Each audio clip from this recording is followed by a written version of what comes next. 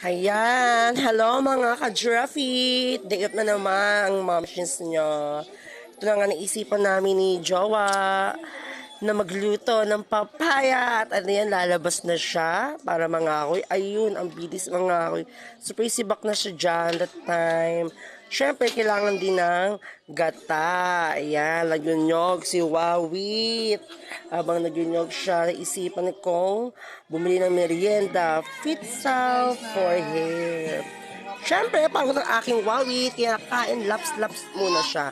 At eto na nga, wow, kalame! Ang sarap ng papaya, OMG, gata sa papaya. Sarap ng hapunan, sarap ng ulam na niluluto ni Wawit. Sarap ng ulam namin ngayon for this video. Oh, shoot ay na mess! Inuman pala, pulutan pala.